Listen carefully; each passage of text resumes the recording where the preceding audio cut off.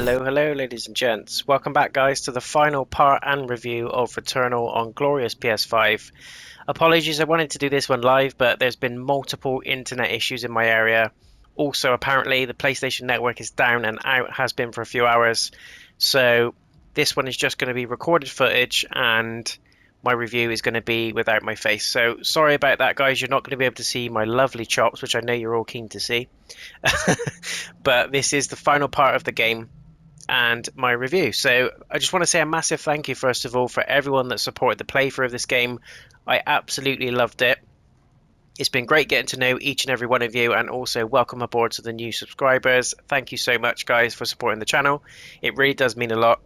And if you want to show your support a bit more, please leave a thumbs up on the video, drop some comments and let me know what you think of the game, and subscribe. And also, why not to hit the bell icon on the main channel page, and you will be notified of when any future walkthroughs go live, or any other content for that matter. It's still damn hot, guys. It's meant to get cooler on the weekend, but I am sweltering. So it's also kind of good that my camera's not on and everything's down at the moment, and this is just recorded footage because I am sweating like a beast right now. It is peak season, it's peak summer, but Jesus, it is warm. Anyway, enough of me moaning and ranting about the weather. This is the end. So I'm going to be doing a review section, guys. So just a massive disclaimer. This is going to contain huge spoilers for this game. If you haven't yet reached the ending, you don't want to see the ending, and you don't want to talk review spoiler material, then please jump back into this video at another time. And just a bit of a disclaimer, this video may contain strong language. It will contain sci-fi, fantasy, violence, and a bit of gore as well. But there is going to be timestamps in the description of this video, guys, if you want to skip to the review, if you've already seen the ending and you want to see my thoughts on it. And likewise, if you want to see the ending itself or the review, or vice versa, you can skip through, is what I'm trying to say in a very long-winded way. All the links to the different parts are in the description, including the rating that I give the game. But very quick impressions. I loved it. It's a really good one. But anyway, here we are at the Abyssal Scar, which is the final biome in the game. We're not fully maxed out in terms of our health. We've got a decent-ish gun. Hollow Seeker, one of my faves. We've reached the boss door. Here is the boss door, and it's time to get serious, guys. This is probably one of the hardest biomes in the game, personally. And that comes to be expected because of the nature of the biome itself. Interestingly, you don't fight a boss in the 5th biome, but you do in this one, which is biome 6. And as you can see in the top right, our guy is called Ophion. He is a beast. I've had a go at fighting him before. He absolutely destroyed me, which is fine. Is what it is. But we're going to give it our best shot. So here we go. I'm ready for this fool. If he wants it, he can get it. This is my town. What happened? I crossed light years of It's my anguish. town, bitch. My answer is beneath you. Give it to me. Yes, give it to me. Give it to me. Oh shit. Come on, man. Why am I getting whooped? Getting whooped by everything. The fuck?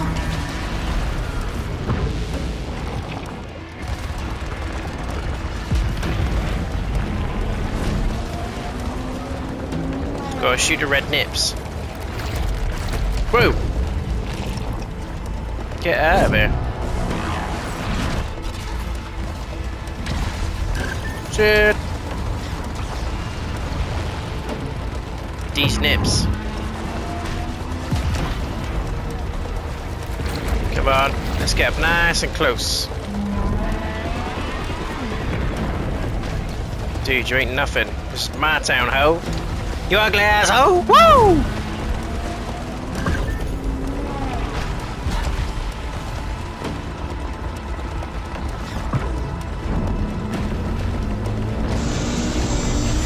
Who wants it? Who wants it? Your mama's sweet ass. Dude. Shit. Run, run, run, run, run, run. Run, you idiot. I want those nips, boy. Come here for your nips, boy. You ugly asshole. Oh god. Oh shit. So the aim in the game, guys, is to shoot those orbs. Shit. And when you get... Whoa! Holy crap. I didn't see that come in. Woo! Woo! Fuck you. Eat that. Yes, come on, give me some help, baby. Yes, baby. Yeah, baby.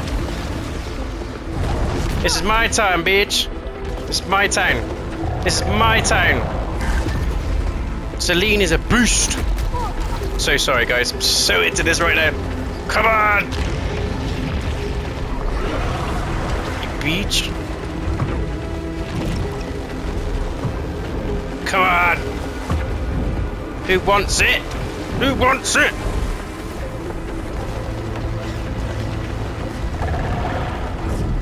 Come on, you ugly asshole. I don't even know an Ophion is a hoe, it might just be a thing. Oh my god, this is intense. What does this thing do?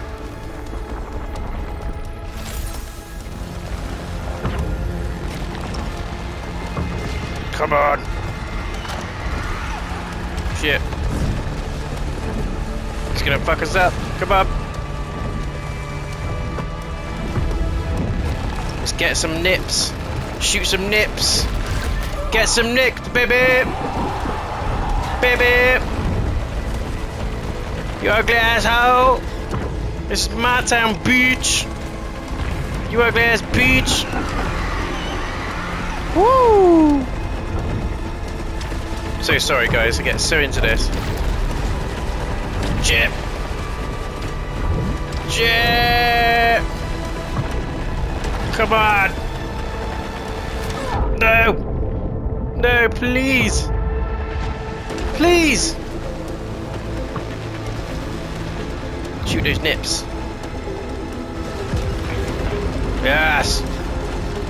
Yes. Yes. No. Not today. Not today. Ugly ass motherfucker. What are you gonna do about it, bitch? You bitch ass bitch. What are you gonna do, bitch? Yeah, you ugly asshole.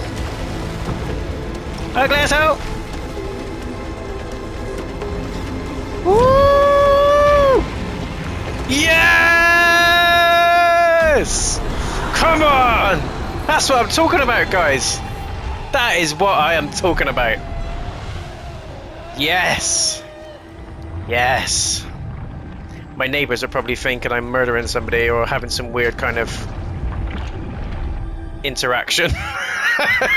I'm so sorry, guys. That was one hell of a boss fight. I am absolutely shaken. I'm just really, really chuffed that we managed to do that on the second attempt. I've only managed to get to him twice. This being the second time, obviously. And dear God. And you know what? He's not too bad. You just need to keep moving to the left and the right and just be aware of the beams on the floor. Apart from that, you're good. I still stand by Ixion being the hardest boss, which is the second boss in the game. That's the final boss done, guys. We're about to experience the ending, I think. It says release me. Release me? Do I go into the hole or what happens? I think we need to go into the hole. I'm going into the hole, guys. If I die now, I'm gonna cry. I will go there now. As you will. Release me. Release my body. It's not my serious attempt at singing. I can't sing even if I wanted to, but oh, that feels so good. That feels so good. Right. let's make sure we do not die in this section, because god damn it. I remember everything now. Do you? I know why I deserve to be here. The crash. That's why I belong. It's always the crash I return to. Okay.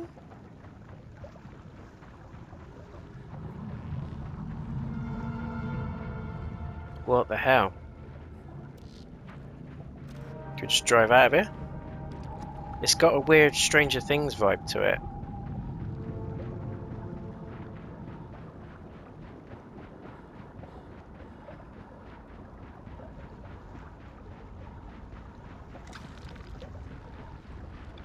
How odd. There's the weird orb thing. Don't say it's gonna eat me. Here we go.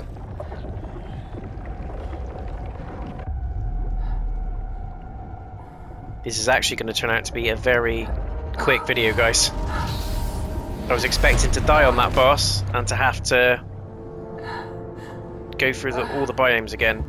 I need to have more faith in myself, right? What the hell? Are you the one who brought me here? Is this what you wanted me to see? Squidward. Do not end it like that. Apparently as well, guys, there is a third act which kind of adds to the ending. So this is the ending, but I've read online that the third act adds a little bit more weight to it, so it explains a bit more.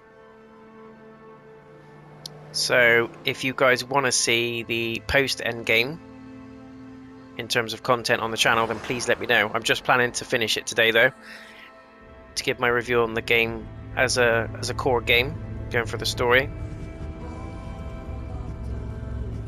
But I may well do the end game material offline. But if you really want to see it, guys, just let me know.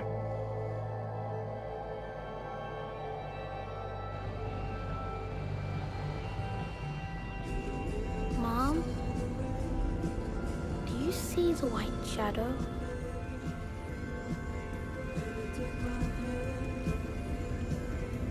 So Celine's daughter.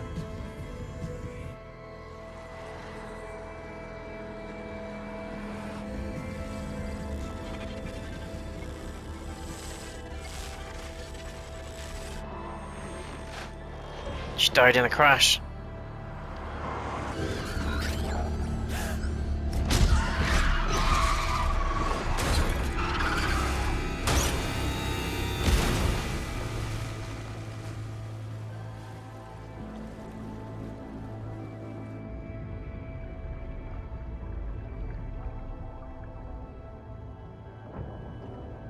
Oh my god, I called it. For those of you that have been following the playthrough, I said she died. And she's almost... It's either a spirit's trapped or she's manifested her brain somehow onto another planet. Or is this all just in limbo?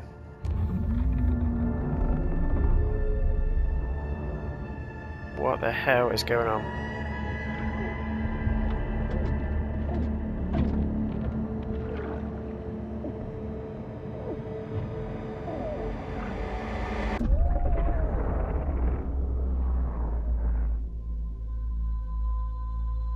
So she got transported there by an alien.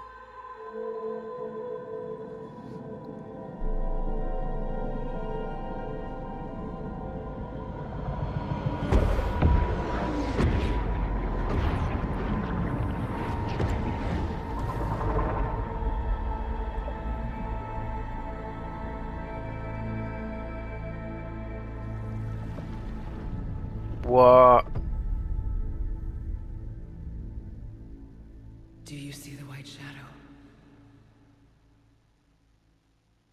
What the hell? I'm still a tad confused, I'm going to say. Which makes sense why there's going to be an Act 3, i.e. post-game. Wow. So from what I gather from that, guys, she died in the crash along with her daughter, and the alien either transported all of her or just her consciousness to another planet, and she's reliving parts of her life on the new planet in the form of memories and flashbacks, which makes sense why the game's called Returnal. It's a mix of the word return and eternal, as in forever. So it's forever but no more. And I think that's the message that we're getting from that ending. Very, very clever, Housemark. Hats off to you. Very, very good game. I really enjoyed that, guys. I hope you did as well. Please leave a thumbs up on the video if you did. And as I said, subscribe if you're brand new. Come and join the JayNotion community. We are very, very close to 2,000 subscribers, guys, which is absolutely amazing. The channel has only really been used as a content creation channel in the past year. It's something that I did sort of pre the first COVID lockdown.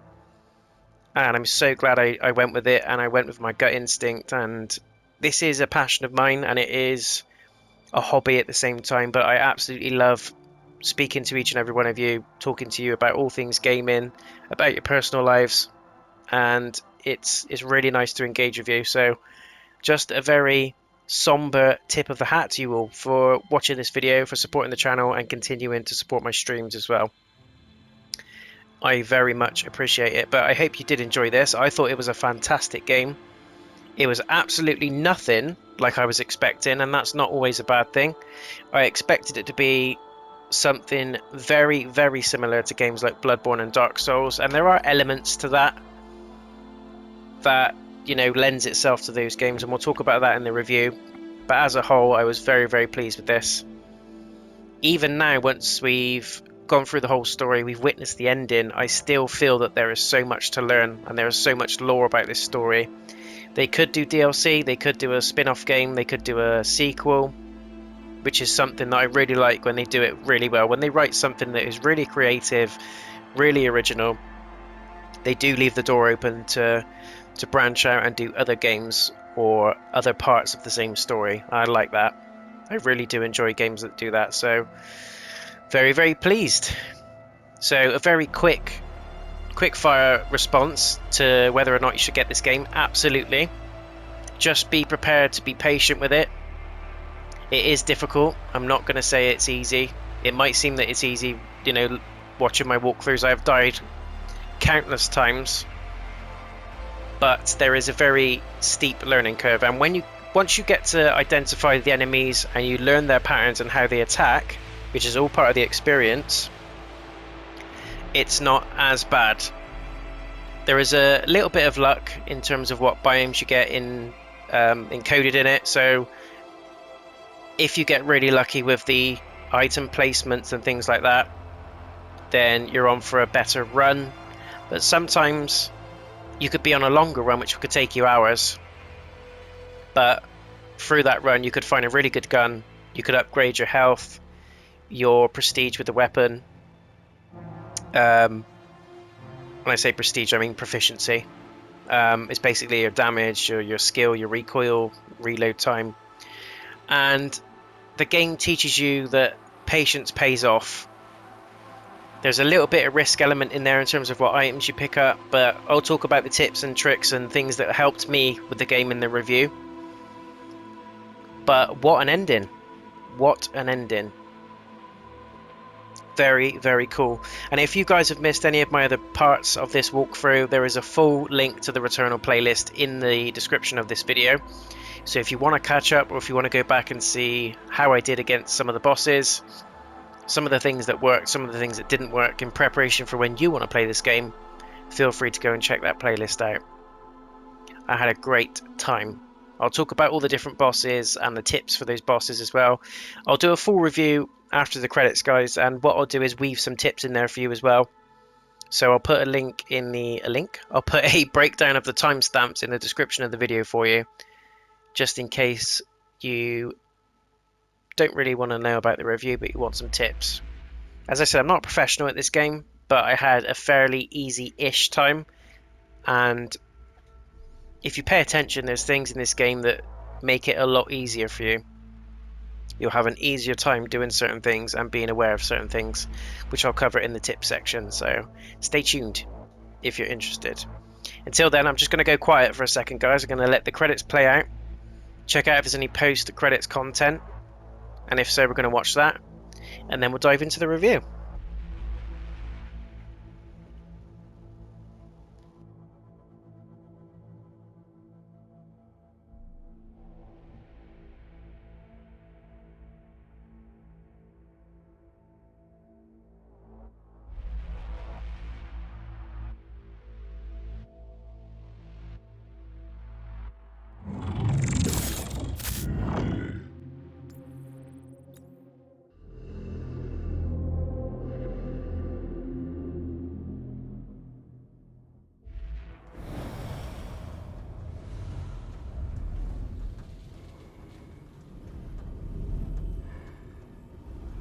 I birthed destruction. I am destruction. For the cycle to end, I must not just remember.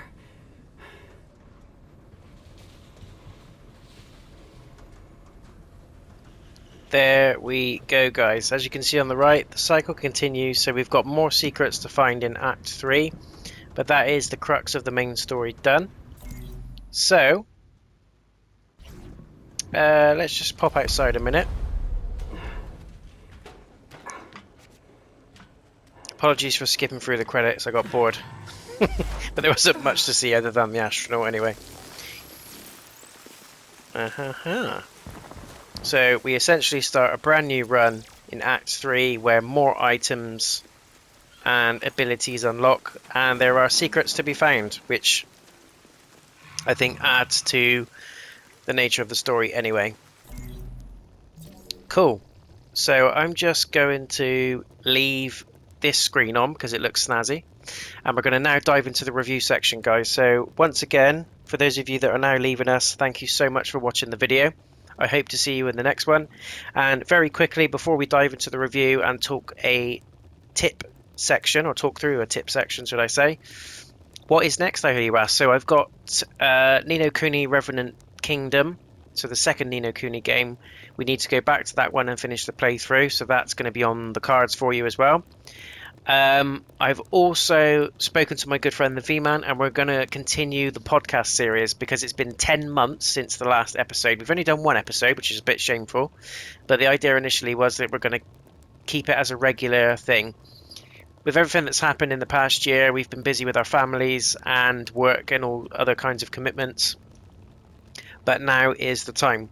So we've set aside this Sunday to record the second podcast episode, so by the time it's edited and put out there for you lovely people to watch and listen to, it's likely going to be sort of mid next week or towards the end of next week that it will be live for you to watch and listen, guys. So stay tuned for that one, but that's something exciting and new to come to the channel.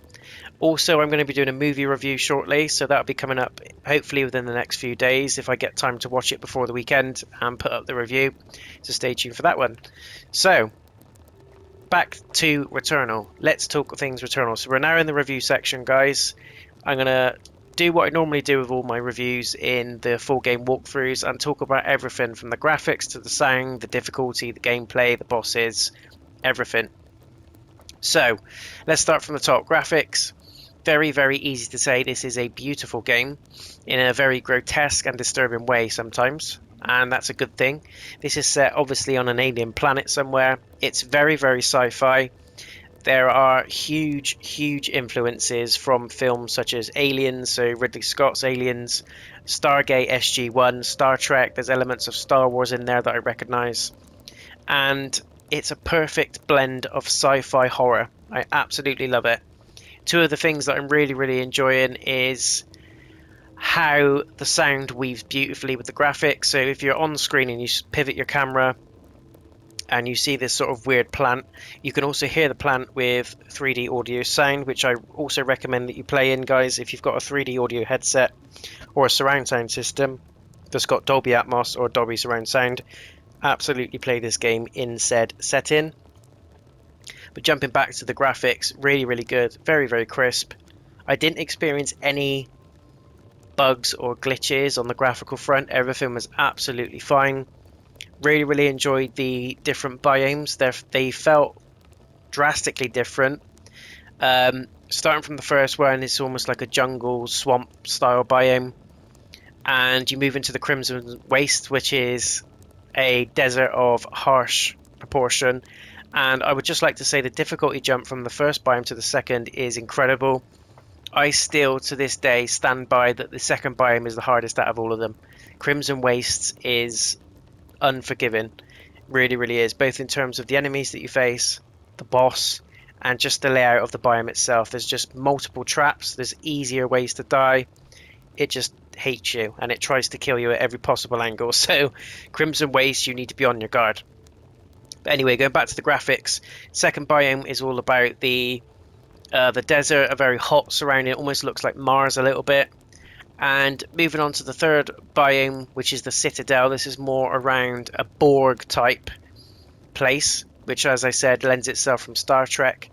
It looks almost like, parts of it look like the machine world from the Matrix. If you guys watch the Matrix Reloaded and Revelations, where you see clips of the machine world, it looks very new age but old and archaic at the same time. Beautiful environments, huge skyscrapers, massive statues. So the Citadel was probably my favourite biome, only because of the sheer scale of it, and I felt like an absolute ant on a molehill. It was amazing in terms of scale and atmosphere. Moving into the fourth biome, that kind of was a rehash of the first one. I didn't like the fourth one that much. This was the Fractured Waste, if I'm not mistaken. It might be the one before that. I'm trying to get the names right. So it's essentially the fourth biome, which is a dingy, rainy version of the first one.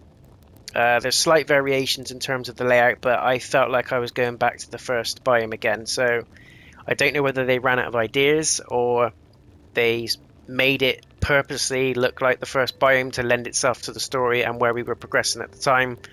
I don't know, but I would like to think there's method in their madness. And the fifth biome was all about ice. It was the Fractured Waste. So this, I think it was the Fractured Waste. I know I've just said that, but I can't remember what the fourth one was called. The fifth one was definitely the Fractured Wastes, and this was the ice planet. So this looks a lot like Hoth from Star Wars, which is why I said there were Star Wars influences in there. Lots of huge icicle glaciers. There's loads of snow, loads of deep, dark underground, what feels like dungeons and areas to explore. Real dark stone cave-like systems underneath the ice as well. So heavy influences from Star Wars there, and I wouldn't be surprised if they particularly took influence from Hoth from Return of the Jedi or Empire Strikes Back, whenever it is. I can't even get my words out today, guys. Probably not the best time to do a review, but it needs to make sense, so I'm going to try and put my teeth in and talk some sense. So the last biome, number 6, was the Abyssal Scar. This was underwater and very cool. The very beautiful and amazing thing about this biome was just what the sound was kicking off at the time.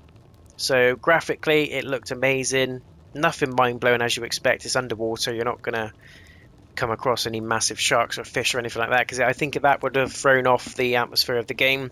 It's supposed to make you feel isolated, it's supposed to make you feel alone, it's supposed to be mysterious, and you just need darkness for that. Just throw in some weird aliens underwater and a few odd plants and you're good to go, which is what they went with. So a very good balance of monsters and atmosphere for that one. I think the 6th biome was a very hard biome to pull off, but it sold itself to me. I didn't feel that there was any shift in atmosphere. I felt like I was still in a very weird, gothic, mysterious, dense place that I wanted to get out of, which is what the whole story is supposed to make you feel like. So biome 6 was the Abyssal Scar, and again there were graphical differences. Apart from biomes 1 and 4, every biome felt completely different. It felt like it was a brand new space.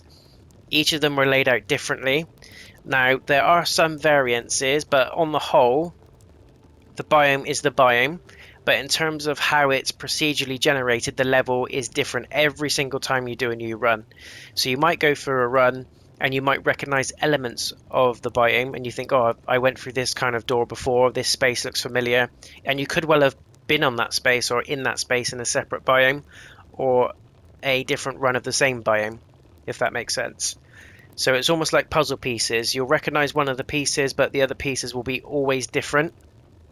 And through the amount of times I died, particularly in the first and the second biome when I was trying to get to grips with the game as a whole, which is also where I feel is where you learn the most from the game, is in the first two biomes.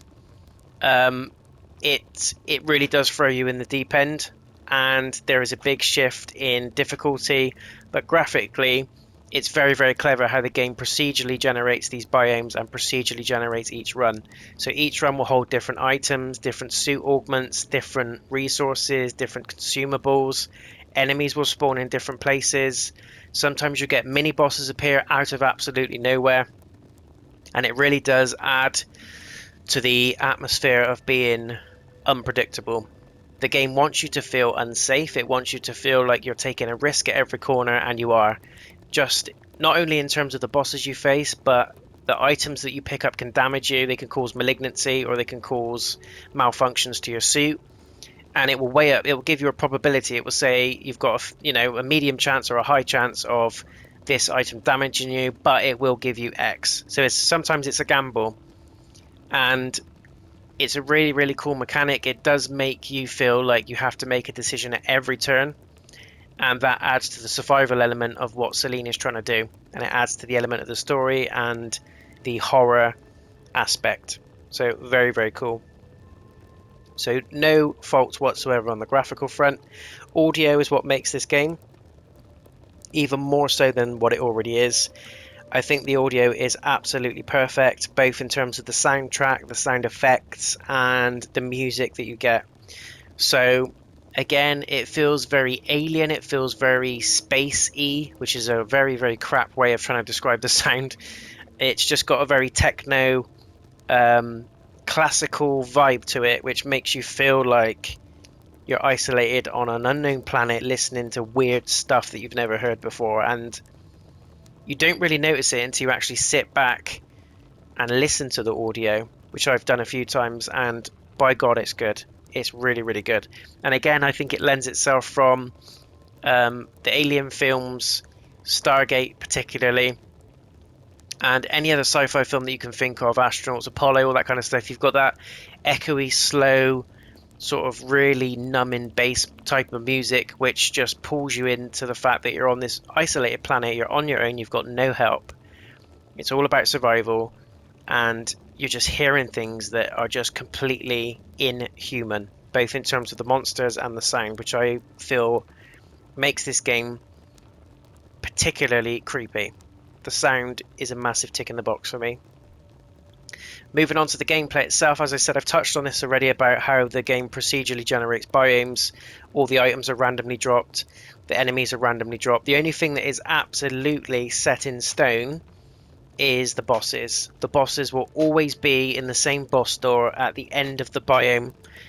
They will always have the same attack patterns, they will always be the same, they will always look the same, but they are hard as nails, and they're probably one of the most enjoyable aspects of the game, because when you defeat the bosses, much like Bloodborne, once you get past that boss, the sense of achievement is absolutely overwhelming.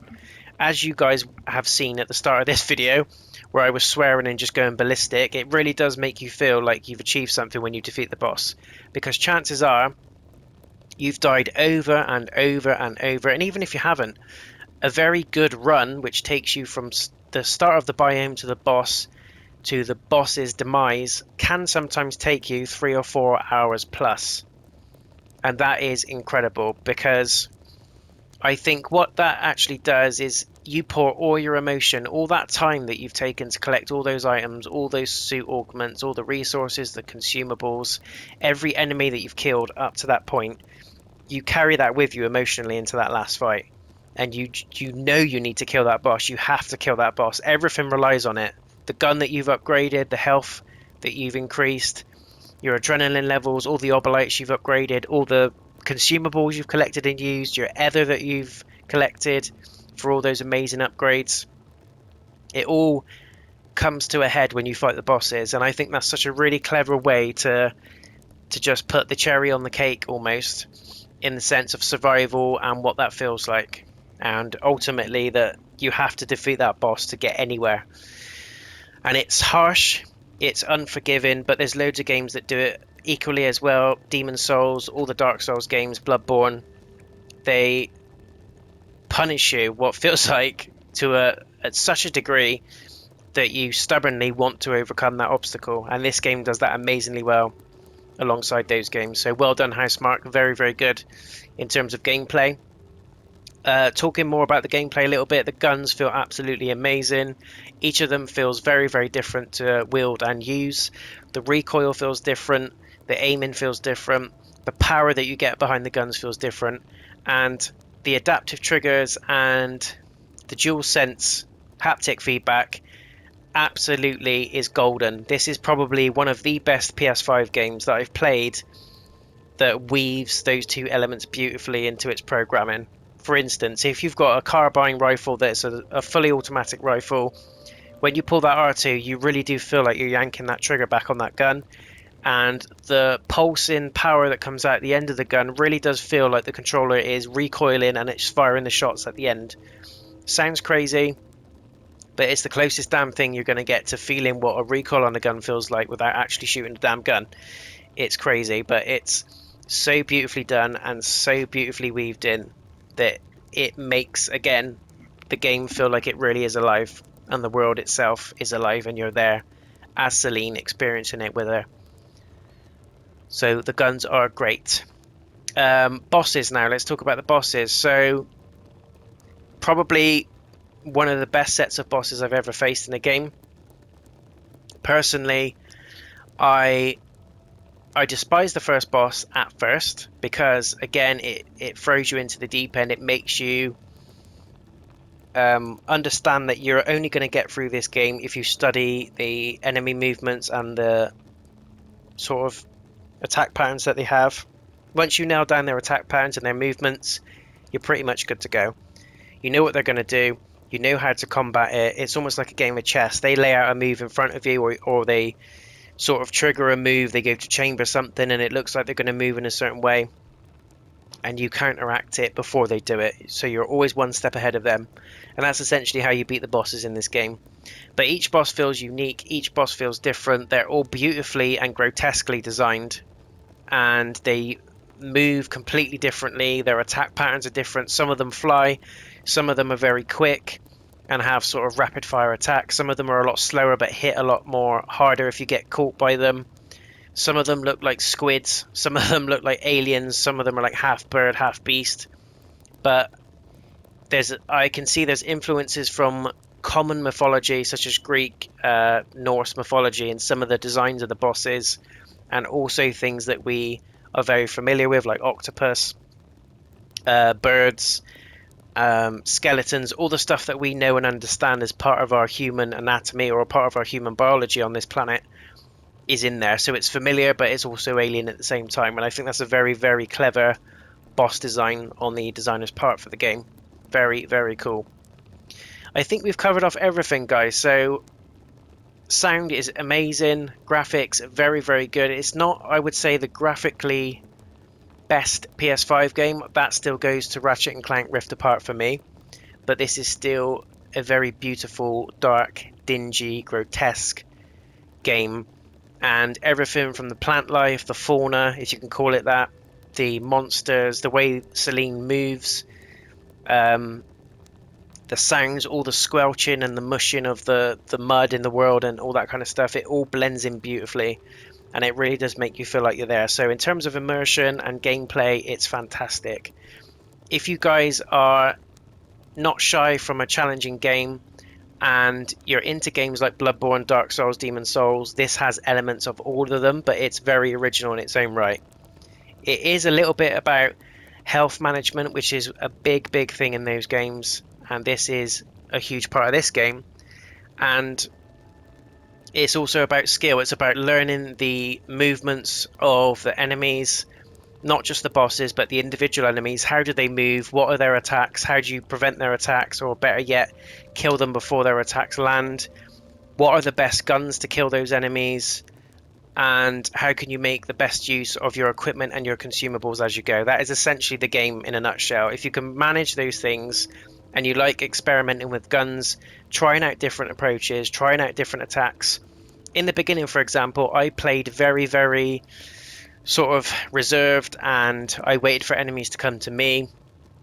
I just died over and over and over, and sometimes that works. Sometimes it is best to keep your distance, pop them off from afar, and then run in for a killing blow. But more often than not, the melee weapon, once you get the sword, the melee weapon is the go-to in this game. It is the big damage dealer. No matter what guns you've got, it's better to go in and slice them up and then finish them off with some gunshots as you move away. That pretty much works for 99% of the enemies in the game. And you come to learn, as I said, their attack patterns, what they're weak against, where their weak spots are, and it just goes on. And I just love the learning that you get from this game. It's all about dying. It is, I know it sounds crazy, but this game, you need to die to learn. Once you die to something, you know it didn't work and you need to change something. And the only way you get really, really good at this game and comfortable with the game is by dying. Trying new things. If that gun didn't work, don't go for that gun on the next run. If that dodge or that skill or that alternate fire attack didn't work on that boss, go with a different approach. If he wipes you out very, very easily, how close are you stood to the boss? Are you right in front of it? Do you need to back away? It's all those things that I really, really love about this game, and I think you guys will as well. So as long as you've got a lot of patience and you like experimenting and you like putting in time, this one is for you. If you love sci-fi, especially films like Alien, this is absolutely perfect for you. Just don't be put off if you die a lot, guys, because you're supposed to. You really are supposed to. Don't just, take my word for it.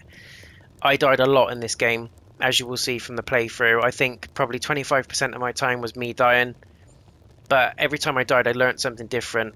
I knew that I couldn't dodge that way. I knew I couldn't run in like that. I had to adapt. I had to use a different weapon. Perhaps use a different skill. Came at it from a different angle. And I love that experimentation style of it. And I think it's why I enjoy games like Bloodborne so much, is because it's all about learning. It's all about being harshly punished. Yes, you've lost all your equipment. Yes, you've lost all your stuff. You have to start again. But you're more determined than ever to make that next run successful. And I think that's a really good mechanic to have. And they've weaved it beautifully into a sci-fi setting, and it reeks of horror as well. There's loads of creepy elements in there. There's stuff that I still don't understand. It's sort of shrouded in mystery.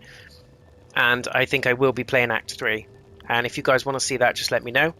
But quickly now, just giving you a score out of 10. It's a very, very, very comfortable 9 out of 10 for me. The only thing that doesn't make it a 10 is because it is extremely difficult, especially in some places. I don't like to mark a game down because it's hard, because games like this, some people are naturally very good at them, some people are naturally very bad at them.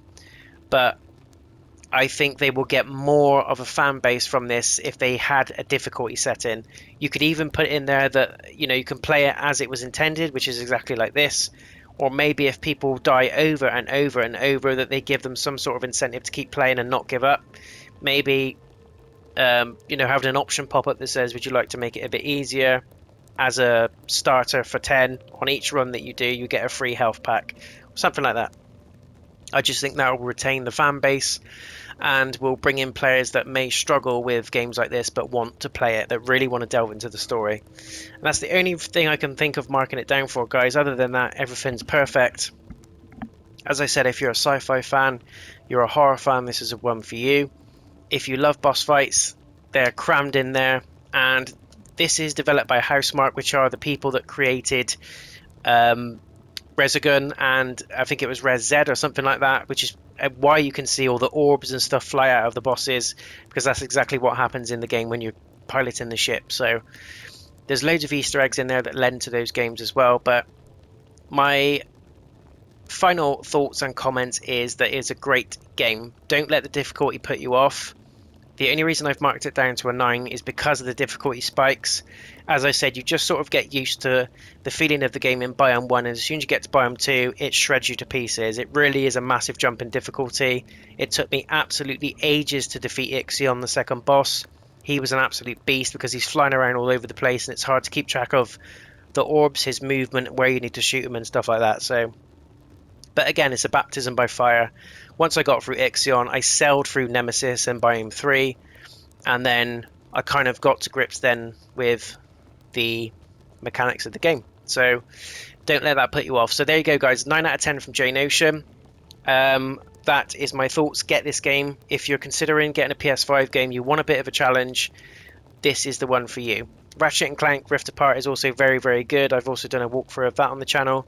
So if you want something easier, I would say go with that.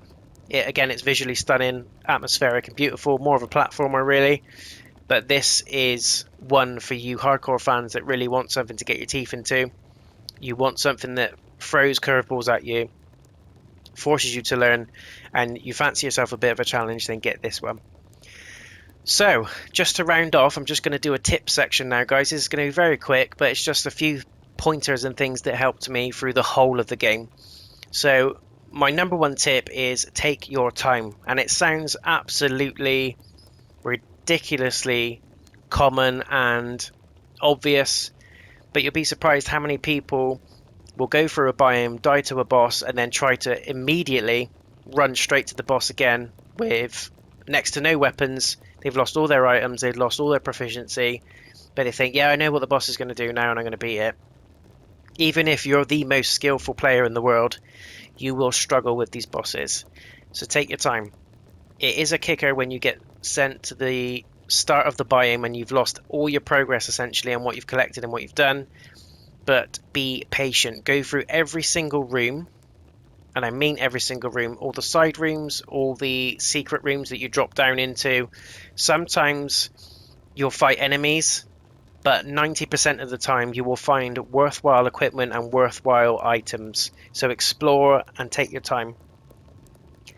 Through doing that also, you will upgrade your proficiency, you will collect more obolites, and in turn it means you can buy more consumables, which means you'll pick up really, really valuable items such as the astronaut, which will give you a second life if you get killed. You'll be able to spend ether on the revival machine, so again it gives you another chance if you die. There's just some really useful items and equipment that can only be found through exploration and through obolite collection, which again lends itself to exploration. You don't get the obolites unless you explore. You don't get the items, equipment and the guns unless you explore, and all those things help you defeat bosses and give you an easier time for the biome. So take your time. Second thing, weapons. It really is down to personal preference, guys, but my number one tip for the weapons is do not go for the weapon level. For example, if you have a carbine, which you absolutely love using, it's got some really cool perks on it, like leech rounds, which I think after every clip that you use, it restores some of your integrity a little bit. Do not pick a gun based on the level. So for example, if you've got a shotgun style gun that you've just found, which a boss has just dropped or an enemy has just dropped, and it's 5 levels above yours, don't just automatically pick it up. Don't go for the weapon level, go for the weapon stats. Go for number one, what the weapon feels like for you. My personal favorite was the carbine, closely followed by the hollow seeker, because it just felt good to shoot, and it was a fully automatic rifle. And I for these types of games, I tend to do better when I've got a fully automatic gun. So I went for the fully automatic guns and I went for the stats.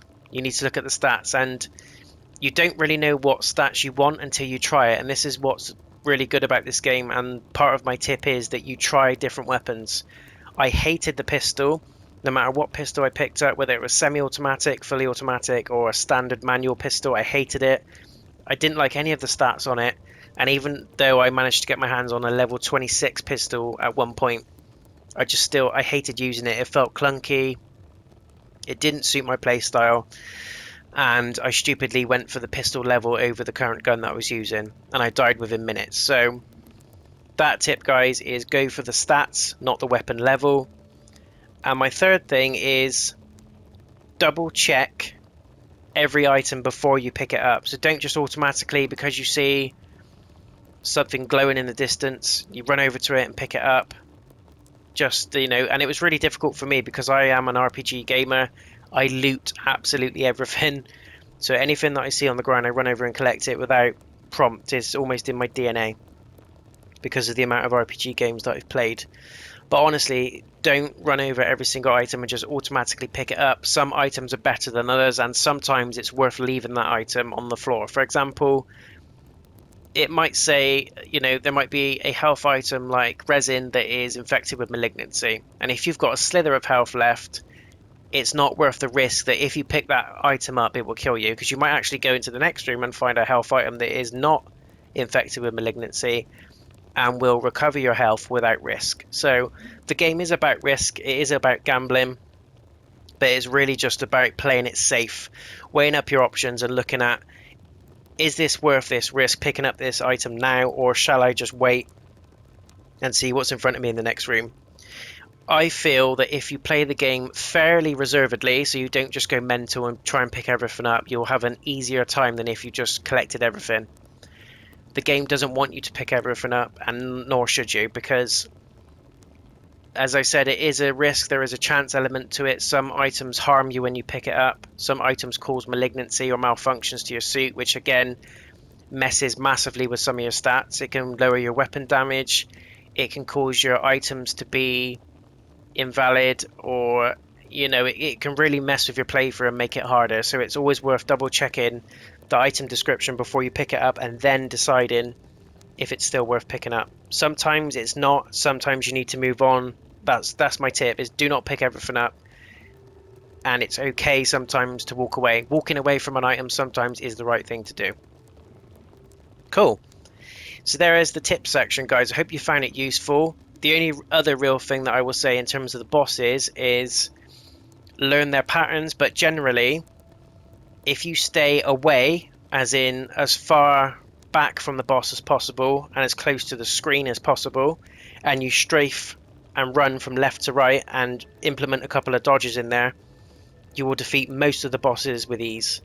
The only one that it doesn't really work with doing that playstyle is Ixion, which is the second boss in biome number 2. He is an absolute beast, and the thing that I learned in order to beat him was I got a Hollow Seeker. I increased the settings so the cursor on the screen was as big as it could go, because with the Hollow Seeker, as long as your cursor is on the enemy or the boss and you fire it, it's got homing sort of missiles and projectiles, and it will just fire straight at the bugger. So it gives you time to worry about your surroundings and not about shooting him in the face. So it's just something to bear in mind. But there we go. If you want more tips and tricks, guys, please reach out and let me know, and I will do my best to come back to you as soon as I can. Please go out and buy this game. It's really, really cool, really enjoyable, and I had a fantastic time playing it. I hope you enjoyed the review, the walkthrough, and the tip section. Please leave a thumbs up on the video if you did. Come and subscribe to the channel if you're brand new. And don't forget to hit the bell icon, guys, on the main channel homepage, and you'll be notified of when any other full game walkthroughs go live, or any of my other content, including movie reviews, podcast episodes, game previews, comedy clips, the list goes on. There's lots of stuff on there for you to dive into. I delve into a few little bits and bobs. Sometimes I do some unboxing videos, etc. So hopefully there is something for you all to enjoy and watch. There we go. Returnal JayNotion score is a 9 out of 10. Buy this game. Until next time, guys, take care of yourselves, and I'll see you again very, very soon. Game over.